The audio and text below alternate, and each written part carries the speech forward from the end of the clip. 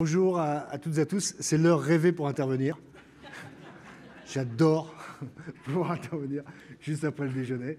Mais j'espère que les meilleurs, ceux qui sont là, pourront interagir avec moi. Alors, on a une intervention avec Olivier sur justement le sujet des tiers-lieux, les espaces de tous les possibles. Première partie sur la partie coworking et la seconde sur la partie co-living. Et donc des cas concrets d'utilisation de ces mètres carrés qui restent inutilisés. Et à commencer par un exemple qu'on a lancé, peut-être vous l'avez entendu ou vu, c'est au Parc des Princes. On a pendant une semaine transformé le Parc des Princes en espace de coworking. On a fait un carton.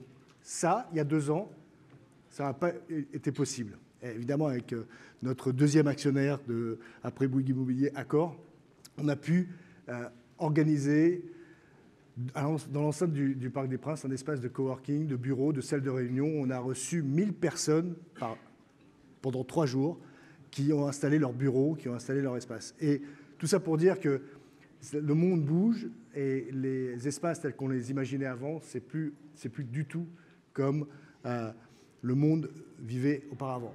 Le monde des espaces de travail, c'est des milliards. Le monde des espaces de travail flexibles, c'est juste 1,5%. Et pour certains experts, ils disent que ce 1,5% dans les années à venir va devenir 30%. Donc il y a un potentiel phénoménal sur ce marché-là. Et vous voyez que dans des villes, c'est déjà bien avancé. Vous connaissez déjà ces chiffres sur la transformation du monde du travail, évidemment l'intégration du home office, l'occupation limitée des espaces même avant le Covid. Donc comment optimiser les espaces, comment créer de la valeur. L'ensemble des entreprises qui souhaitent remettre en cause leur baux traditionnel pour avoir des espaces de travail flexibles, parce que pourquoi s'engager sur 6 ans, 9 ans sur des baux traditionnels pour des bureaux. Et puis évidemment l'isolement des collaborateurs sur le télétravail à la maison. Et c'est pour la première fois, on a une conjonction des attentes et des bénéfices pour les entreprises et les employés. Les collaborateurs recherchent à réduire leur temps de transport, d'où l'importance du télétravail, évidemment la sécurité sanitaire, de pouvoir également avoir du bien-être au travail.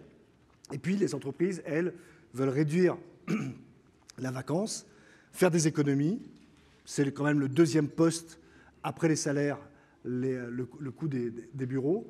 Et puis pouvoir retenir les talents, recruter des talents et de mettre, on en a parlé ce matin, on a entendu, de mettre au-dessus de la pile maintenant les sujets de développement durable et de RSE. Et le fait d'optimiser les espaces de travail, je peux vous assurer que ça optimise grandement l'empreinte carbone. Donc, chez Wojo, on a travaillé avec nos 2 actionnaires, on a travaillé sur des solutions agiles qui concernent les PME, les startups, mais également des grands groupes. On est full flexibilité. Dans nos espaces, dans nos 15 lieux, nous sommes flexibles en nombre de postes, en temps, et nous sommes également flexibles en lieu. Et puis, on a intégré le service dans les bureaux avec de la restauration, de l'animation, des salles de sport. Et puis, on fait partie d'un réseau. Et c'est ça qui compte aussi énormément, c'est de pouvoir étendre les occasions de se poser pour des entreprises qui veulent travailler chez nous, dans nos espaces à Paris, Lyon, Lille et Barcelone, et puis avec les hôtels, en partenariat avec les hôtels Accor. Et on s'est développé partout en France, on attaque l'Allemagne et l'Autriche, et partout en Amérique latine, où il y a des Wojo dans la plupart des hôtels. Donc vous voyez ce qu'on peut trouver comme bureau dédié, comme espace de coworking, comme espace de réunion, et puis des spots dans les hôtels. Mais ce sur quoi je voudrais insister, puisqu'il me reste quelques minutes, c'est sur cette notion de mixed use qui est tout à fait récente dans le raisonnement. Je vous en avais parlé à cette occasion il y a quelques temps.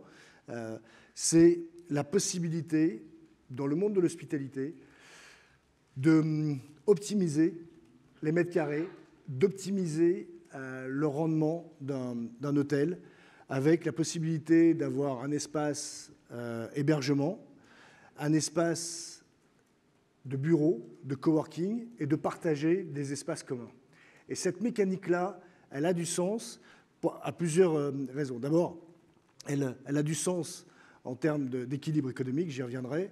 Elle a du sens en termes d'attente client et elle a du sens en termes de rentabilité pour les professionnels et de management opérationnel et d'expérience émotionnelle. Donc, nous nous lançons maintenant sur cette démarche-là de développement avec les hôteliers pour pouvoir mettre en œuvre ce schéma-là. Alors, vous voyez les critères de mise en place, le transport, l'accessibilité, vous les connaissez par cœur, c'est à peu près les mêmes que le monde de l'hôtellerie.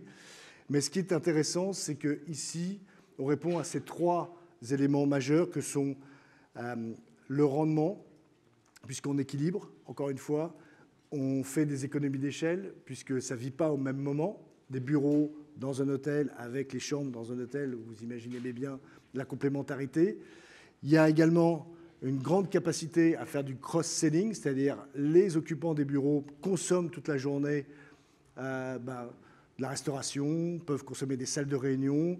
On a eu des cas, puisqu'on a commencé le dispositif, de consommation aussi de chambres pour pouvoir recevoir des clients ou recevoir des collègues qui sont en déplacement. Et donc, ce cross-selling est également très intéressant. Et puis, des synergies évidentes en termes opérationnels, puisque les équipes, il n'y en a pas plus, elles sont utilisées à des moments différents. Et des marges extrêmement intéressantes, puisque le bureau, en termes de marge, de coût, est beaucoup moins important qu'une chambre, puisqu'il n'y a pas la consommation, il n'y a pas le même niveau de traitement de nettoyage. Voilà en quelques mots ce que je voulais vous dire sur cette notion de mixité. C'est une nouvelle approche, ça disrupte le monde de l'hôtellerie.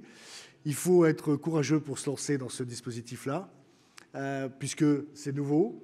On a beaucoup de propriétaires et d'hôteliers qui s'intéressent à cette approche, à la fois en construction, en greenfield, mais également sur des assets existants, en transformation. On est en train de faire un certain nombre de showrooms à droite à gauche pour montrer ce qu'on peut faire en transformation. Et je suis évidemment à votre disposition pour en discuter. On a fait même un petit showroom Wojo à l'extérieur, si vous voulez venir nous voir pour en discuter. En tout cas, on peut vous accompagner. Et le dernier point que je voulais évoquer avec vous, alors la slide, ne la regardez pas, mais regardez peut-être les deux derniers points, parce que je sais que c'est important en termes de rentabilité, c'est que quand on a la possibilité de faire 200 clés ou 150 clés plus éventuellement 50, l'équivalent de 200 postes de bureau, eh ben on voit que la rentabilité est plus intéressante. On fait de la contrainte sur l'occupation, donc le prix devrait suivre.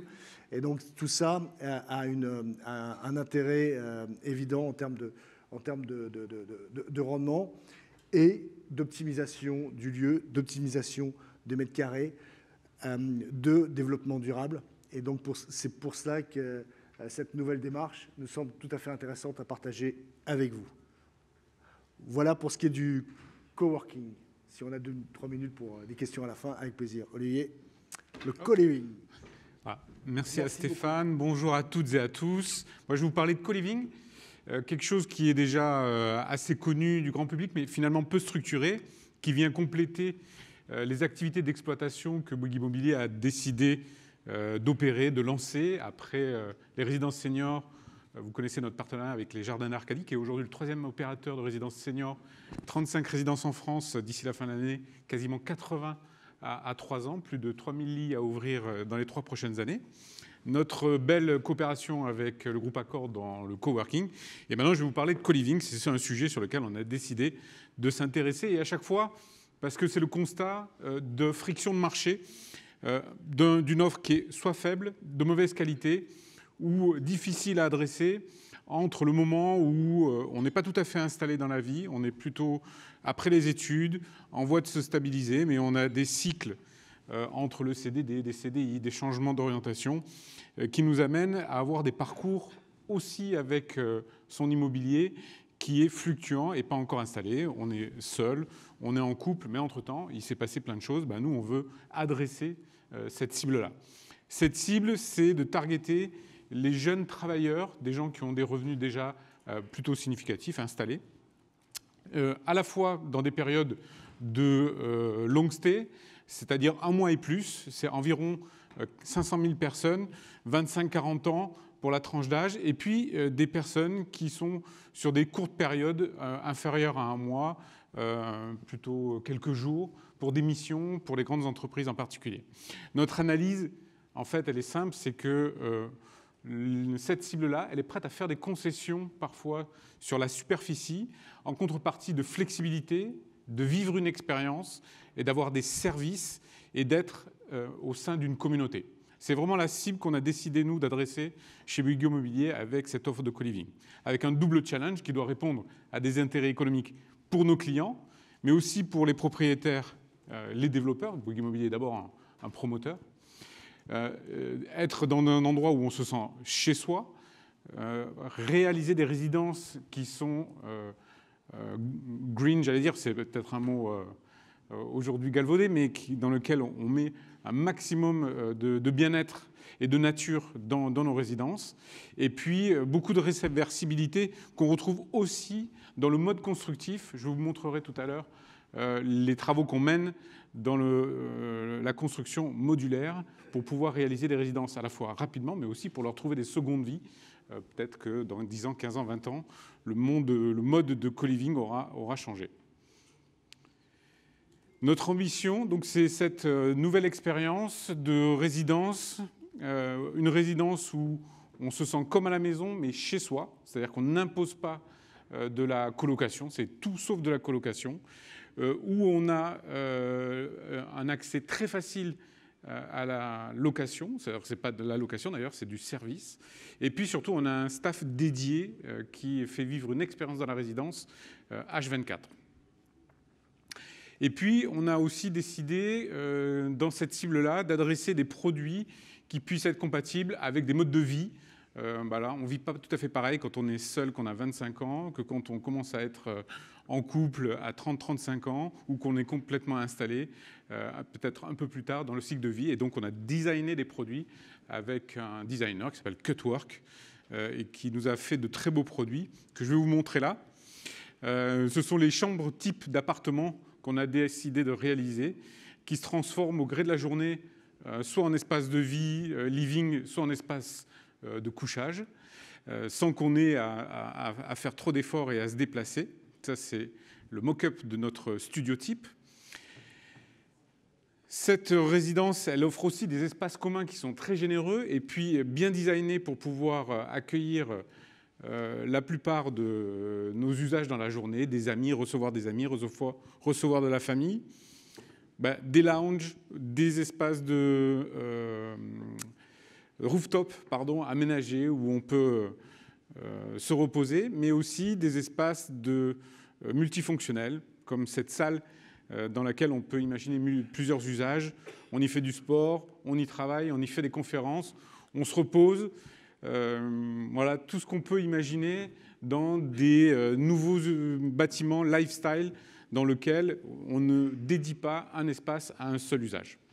Notre ambition, clairement, c'est d'être à l'horizon 2025 avec un parc de 2500 lits opérés partout en France, dans les 15 principales agglomérations de France. Alors, on a la chance de bénéficier du pipe de Bouygues Immobilier. On a déjà des sites, évidemment, qui sont signés sur Nice notamment et Paris. Et puis bientôt, notre première résidence, vous l'avez peut-être vu aujourd'hui dans le Figaro, qui ouvrira début 2023 à Bordeaux. Voilà, je vous ai mis quelques images. Oui, je vous ai parlé tout à l'heure du mode constructif. Pour nous, c'est très important d'imaginer des résidences qui soient vertueuses. On travaille avec un industriel qui nous a même fait le plaisir de réaliser pour nous notre prototype qui est visitable, visible aujourd'hui, porte de Versailles. On peut vous y amener. On l'a fait designer entièrement en hors-site, construction hors-site, et pour faire la démonstration de comment on peut y vivre.